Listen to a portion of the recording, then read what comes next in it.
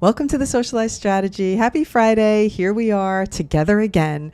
I know that a few of you listen in the shower, so I hope you're enjoying your shower. I hope it's very relaxing and the water is a perfect temperature.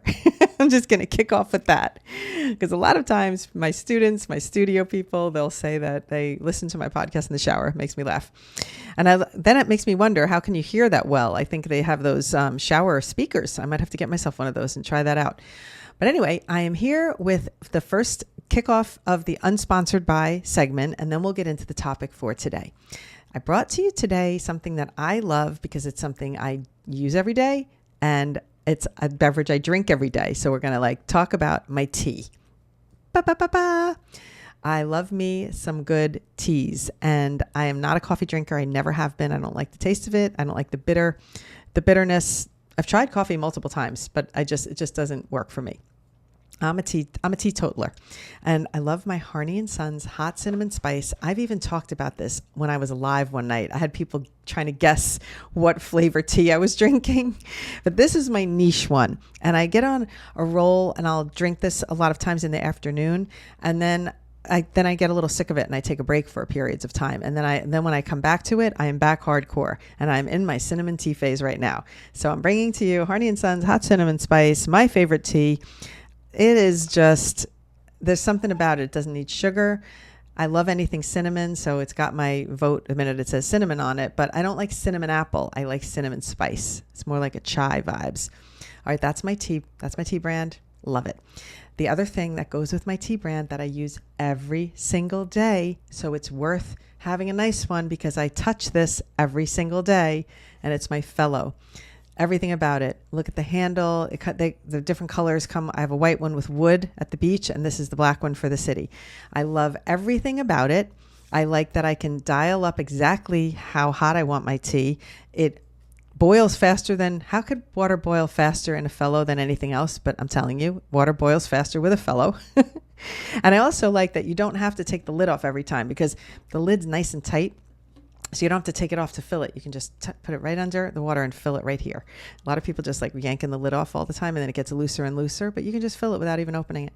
So there you have it. My two things that I do every day, my tea and my Fellow. Now let's get into the topic for today, which is why you should incorporate vlogging into your content.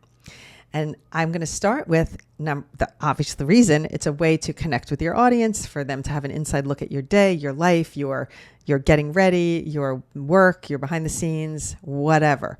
And even though I say, oh my gosh, I kind of hate vlogging, I don't hate vlogging. I just don't like the style of vlogging that is putting videos and then putting a voiceover. I have never been that style of creator where I tell a story in voiceover. No. For me, it's on camera, I'm talking, I'm showing, and when I'm showing, it's music, and I like different styles of vlogging. So I think this is important to understand because people will say they don't like a genre, but it's not necessarily the entire genre. It's just the way they think of the genre, that it's the way it's presented. So I want to really dig in a little bit to the different types of vlogging, and what I'm doing in the studio is teaching lessons for these styles. And so my studio people are going to get a lesson about how to make voiceover vlogs, how to do on-camera vlogs, how to make trendy vlogs that are trending right now, the different styles, how to do those narrator vlogs, all of those things. We're going to cover that in depth. And I think that the reason I want to talk about it as a topic here, because it's such an important part of how to create connection with your audience. So it's a way to let people know you more. If you do certain types of videos, if you do animal content, if you do makeup content, if you any kind of product content or whatever, if you're able to get out of your product space and do more authentic, real day in the life, behind the scenes, let me take you through this, come with me to see, you will have people more interested in watching your videos. I was talking about this today with some clients in my edit room because I was editing for the past 3 days with the Blistex clients, and I was telling them specifically, about the metrics and how the algorithms work, where if you save a video of someone's, it's more valuable than a like and a comment. It is absolutely more valuable, and it will get you more likely to have a viral video if people are relating to something that they're seeing in your video and sending it to a friend. Because she was telling me about a video, she was describing it, and I said, oh, send it to me. And right away, that metric, that's how we got on the topic. The metric will help that creator. And that's such an important part of having more views. People are like, I don't know why I don't have views on my content. Maybe your content isn't interesting enough for someone to want to send it or share it with someone else. And the highest metric for any type of social media algorithm is when you are sending it to someone else. And then the second one, that's the highest. And the one next is saving it for yourself for later. So sending and saving, highest metrics, guaranteed. I have the receipts. I have the analytics to prove it. If I have a video that has 50 comments and 50 saves, it does okay. If I have a video with 50 comments and 200 saves, that will do better, no matter what, more saves. So wait, even more literally, if I had 50 comments and 100 saves versus 100 comments and 50 saves, the one with the more saves does better in the algorithm than the one with more comments. It is a fact. I am not speaking out my boutte. I'm telling you the truth because I have the receipts in my phone of what the metrics are. When I see a video getting saved, I know that one's going to do better than the ones that are not getting saved and they're not getting forwarded and sent. It's a fact. So the way to get people to be relating to your content is doing something relatable in your content that makes them want to send it to someone else. And an example would be, what was she telling me? I'm trying to think of what the video she was talking about. Oh, yes. She was talking about, this is so funny, actually. It was really good. She was talking about how somebody did a spoof about the Trader Joe's parking lot. And they did what were the designers thinking when they were in the room designing the Trader Joe's parking lot? And they were doing this whole spoof of I think we'll put a tree over here so it makes it harder for people to get in and out of the eggs and in and out of the entrance. I think we should line up the spaces so there's only one way to get through there. That way there's always somebody blocking the lane. And she thought it was so funny. And I told her right then and there, I go, the reason why that video was probably seen by so many people is that anybody who goes to Trader Joe's and in their parking lot is experiencing this will send it to a friend who also goes to Trader Joe's and experiences it. So it becomes the relatable thing gets shared. So, I mean, that's not a vlog, but my point is what makes something more shareable is something that's more relatable. So if you're doing something in your vlog, in your day, and you go somewhere and somebody's like, oh my God, I go there all the time, that will be more likely to be shared. When you bring people with you, when you do things that potentially other people are doing and you're making you're making your video about it because you're sharing your life, you're more likely to get more people interested because you're opening up that door. So that's why vlogging is important. That's a long way to say that's why vlogging is important. Now, what I'm going to do in the studio this month, and I already started with week 1, we had launch of the challenge, and we're going to do monthly challenges now. So each month we're going to hone in on a topic, and we're going to have 3 lessons plus a review of all the videos. So we're going to be really working on a topic. That way, each week, each month, you're progressing more instead of one little challenge and you do that and then you forget about it in a week. And then you forget, oh, how did I do that split screen? Or how did I do that? How did I do that vlog? I don't remember.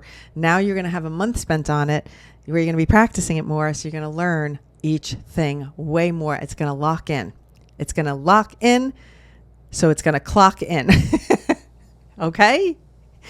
It's going to make you better at it. And the more you do something, the better at it you're going to get. This is a fact. Repetitive equals practice equals you get better. This is just a fact of life. Okay, so what's going to happen if you want to join us is every week you're going to get this dedicated lesson about this monthly challenge, which is vlogging. Then you view the lesson at your own pace. You can post your version of it. Ask for comments, ask for feedback, see how to get better, post another one. I find that posting the same thing multiple times in a different way makes you better and better at it. So I did one challenge 3 times in a row, 3 different ways, 3 different places, and they all did well because it happened to be trending. So you can do things again and again. You don't have to do it only once. But then you're going to receive more deep dives into the topic instead of just a quick lesson that's like on my TikTok page or on my Instagram page where you're getting one lesson and it's in and it's out and then you're on to the next thing. So we're really going to focus on progressing together and learning from each other. And I just taught a lesson about doing a voiceover vlog, and I made my own voiceover vlog, which I'm going to post, and we're going to see if the voiceover version did better than the music only version of the same exact video. So I'm using the same visuals, and I'm changing, instead of the music and titles, I'm putting my voice on there talking about something. But I'm not going to give you too much more info here because it's like very elaborately explained in the lesson where I explain how to think about the scripts and what you should write, what you should say, how you should do it, how you record it, and all those things. So that's where the lessons come in if you want to join us. But I will tell you that overarching topic is that vlogging has evolved, and it has evolved from being just get ready with me where someone puts a headband on and blah, blah, blah. It's evolved from that, and it's evolved from Jonathan does vlogs all the time with his GoPro. My son Jonathan, he is so funny. He has this GoPro and he would turn it he had it on a little like a handheld tripod, and he would turn it towards himself and talk and turn it away to and walk through like an amusement park and then turn it back and say, now we're going to go on this ride, and turn it back. And he loves to vlog. He's like an old school YouTube vlogger. So that's like old school vlogging. So, and we're covering all these things. But his was so funny because we could hear in the video, he wouldn't edit out the squeak. So every time he turned, the GoPro would go, eep, eep. Oh my God. Family laughter. It killed us every single time. We were cracking up. We could hear his little squeak because he doesn't really like to edit out things. So he just like strings all his shots together. He doesn't cut anything out. Anyway, that was really funny. The point is that's another style of vlogging. Vlogging has evolved to a point where there was that narrator trend where the person was off camera and the voice of like the British narrator or the Santa Claus narrator was off screen narrating and telling a story, and the person was answering questions. Different style of vlogging. We have the Alma-V vlog where the person is holding the phone, whipping it up and whipping it down, and then stringing those together with titles that say 8 a.m., 9 a.m., 10 a.m. So there's so many different styles. There's always something new. But the overarching thing is, what is a vlog? It's a video blog that takes a viewer through an event, a scenario, a day, a vacation, and it is an important part of content creating. So we are diving in and we're going big. And that's what I have to say about it. So join us in the studio. And if you have not already signed up for the studio preview, that's where you can get all the tutorials, and you could search by keyword and the TikTok course. If you haven't done that, go ahead and do it. And we revamped the studio. It's big. It's a big week. It is now the Mothership Creator Studio. And it's for content creators who want to level up. We are doing a little rebranding. We're having a lot of fun with that. Julie's so good at the rebranding. And it's just, for me, it feels more personal and it feels more right for what I'm doing. It's like, come to the mothership. I'm going to help you. All right. See you next week. Mwah.